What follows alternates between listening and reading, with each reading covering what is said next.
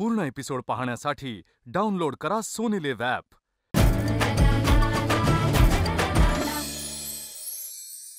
गृहिणींच्या आयुष्यात अगदी रोज रोज पिच्छा पुरवणारा एकच प्रश्न, आज काय बनवूया?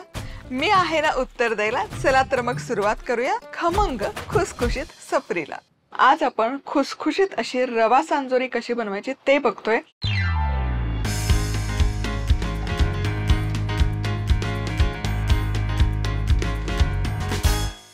अक्षय तृतीयेला खानदेशात ही आवर्जून बनवली जाते, त्याचबरोबर काही भागांमध्ये गणपती गौरीलाही बनवली जाते। तर सगळ्यात आधी ही सांजोरी बनवण्यासाठी 1 कप बारीक रवा घ्यायचा आहे। यामध्ये घालूयात एक साधारण 3 चमचे साजूक तूप। हे मिक्स करूयात आणि मध्यम आचेवर छान असं हलकासा सोनेरी रंग येईपर्यंत भाजून घ्यायचा। खूप भाजायचा नाहीये रवा, हलकासा गुलाबीसर झाला की गॅस बंद करूयात। आणि इथे साधारण एक 8 ते 10 मिनिटं रवा हलकासा असा छान भाजून घेतलाय। खूप छान सुवास येतोय आणि रंगही बघा हलकासा सोनेरी रंग यायला सुरुवात झालेली आहे। आता गॅस बंद करूयात आणि हा रवा पूर्णपणे थंड करून घेऊयात। आता रवा थंड होतोय तोवर इथे आपल्याला गुळाचा पाक नाही बनवायचा, गुळ फक्त आपण मेल्ट करून घेतो। 1 कप रवा आहे तर 1 कपच गुळ घ्यायचा आहे। गॅस सुरू करते, यामध्ये अर्धा कप पाणी घालायचं आणि हे मिश्रण छान आपण मेल्ट करून घेऊ। आता इथे गुळ ही छान विरघळलेला आहे, गॅस बंद करूयात आणि हे गुळाचं पाणीही व्यवस्थित थंड करून घेऊयात। रवा छान थंड झालेला आहे, त्याचबरोबर गुळाचं पाणीही इथे थंड करून घेतलंय। आता एक गाळणी घेऊन हे पाणी आपण फक्त गाळून घेऊयात, म्हणजे काय होईल ना, गुळामध्ये जर काही इम्प्युरिटीज असतील, कचरा असेल तर तो निघून जातो। आता हे व्यवस्थित मिक्स करूयात। आता हे मिश्रण छान कंबाईन झालं की यामध्ये जायफळ पूड घालायची। साधारण 1 चिमूटभर जायफळाची पूड पुरेशी होते, हवं तर वेलची पूडही यामध्ये घालू शकता। मिक्स करूयात आणि आता यावर झाकण ठेवायचं आणि रात्रभर किंवा कमीत कमी एक 5 ते 6 तास तरी हे मिश्रण मुरण्यासाठी ठेवून द्यायचं। तर सांजोरी बनवण्यासाठी त्याचं कव्हर किंवा कोटिंग आपण बनवून घेऊयात। तर त्यासाठी सगळ्यात आधी 1 कप मैदा घ्यायचा आहे, त्यामध्ये अर्धा कप बारीक रवा घालूयात, मीठ घालायचं, मिक्स करायचं। रव्याने या सांजोऱ्या खूप छान खुसखुशीत बनतात। आता यामध्ये आपण घालूयात 3 चमचे साजूक तूप, हे मी गरम करून घेतलंय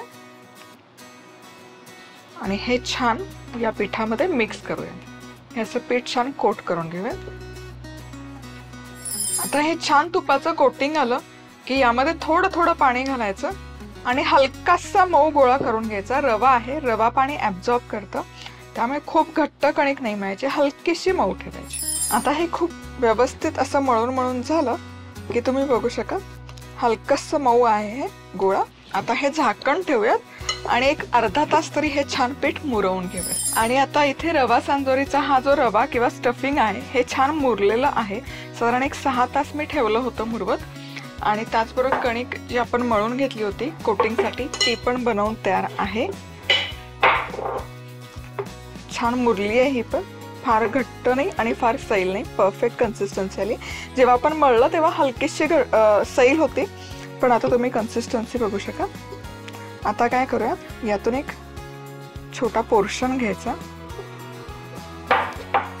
एकसारखा करून घेऊयात, याची पारी लाटून घेऊयात। पारी लाटताना एजेस आधी लाटून घेऊयात आणि मध्यभागी हलकसं जाड ठेवायचं, म्हणजे मग ते स्टफिंग फुटून बाहेर येत। आता हा जो रवा आहे यातून एक छोटासा गोळा घेऊयात, तर यावर हे स्टफिंग घालूयात। हे मोदक जसं करतो तसंच हे एजेस एकत्र करून घ्यायचे, छान प्रेस करून घ्यायचे आणि हलक्या हाताने हे आपण लाटून घेऊ।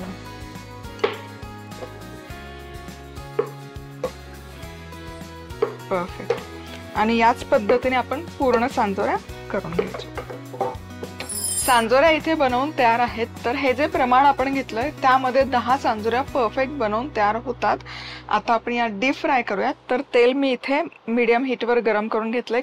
तेलामध्ये सोडताना कुठलीही पुरी, कचोरी असो, पुरी स्टफ कुठलाही प्रकार असो, तर ही जी सफाईदार बाजू आहे ही तेलात आधी सोडायची आणि जी सील केलेली बाजू आहे ती वर ठेवायची. याने काय होतं, ते छान फुलते पुरी.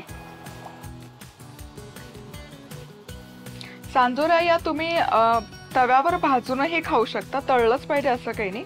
आणि बऱ्याचदा काही जण तव्यावर हलकी भाजून मग तळतात, त्याने तेल थोडंसं कमी ॲब्झॉर्ब होतं, पण ते मग ती प्रोसेस खूप लेंदी होते. आता ही छान दोनही बाजूने आपण तळून घेऊयात. छान फुलली आहे, तुम्ही बघू शकाल सांजोरी. आता उलटवूयात. वा, रंगही सुरेख आलेला आहे. आता खालच्या बाजूनेही छान तळून घेऊयात.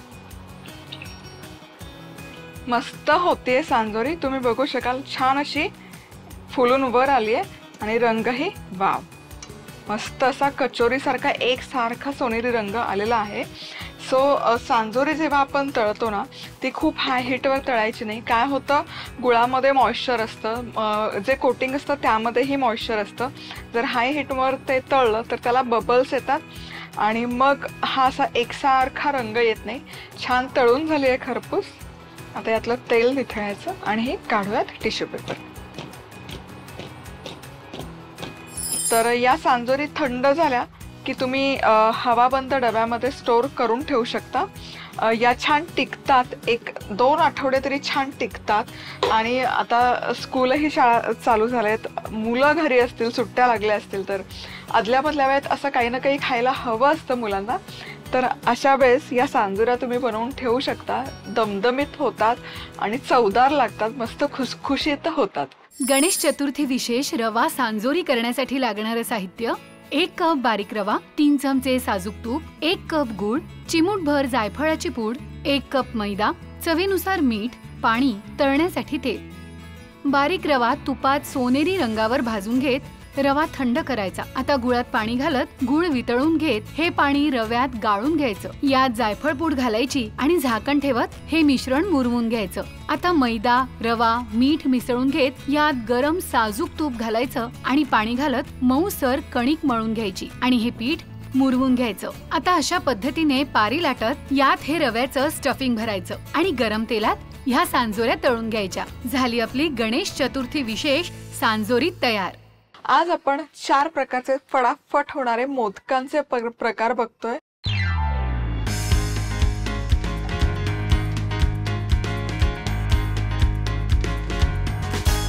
सगळ्यात आधी आपण मावा मोदक पासून सुरुवात करूयात. 1/2 किलो खवा आहे. खवा 4 ते 5 मिनिट आपण हलकासा भाजून घेऊया.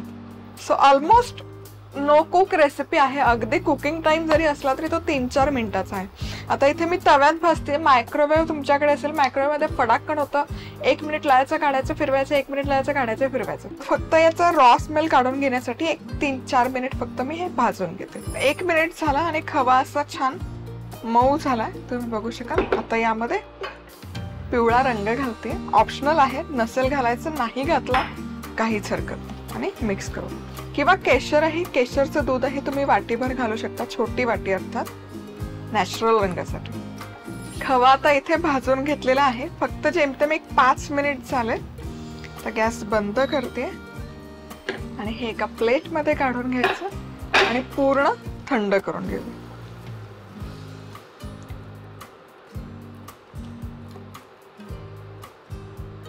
आता आपण पुढचा म्हणजे पान मोदक बनवतो.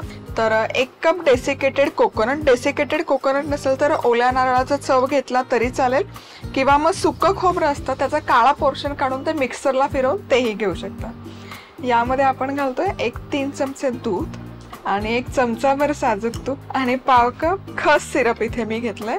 आहे माझ्याकडे म्हणून घेतलंय. खस सिरप तुम्हाला नसेल वापरायचं तर इथे तुम्ही पान येतात ना, खायचे पान घ्यायचे, त्याची देठं काढून घ्यायची, पानाचे तुकडे करायचे, मिक्सरच्या भांड्यात दूध आणि पान घालून साधारण 8 ते 10 पान तरी लागतील, त्याची पेस्ट यामध्ये घालू शकता. आणि साखर, पान फिरवताना त्यामध्ये साखर आहे. आता 5 मिनिट झालंय. हे मिश्रण मस्त झालेलं आहे. आता गॅस बंद करूया. पान मोदक आहे त्यामध्ये स्टफिंग गेलं पाहिजे, तर इथे माझ्याकडे गुलकंद आहे. तर हा ऑलरेडी या गुलकंदामध्ये ना ड्रायफ्रूट ऑलरेडी मिक्स्ड आहे, तसाच मला तो मिळाला बाजारामध्ये.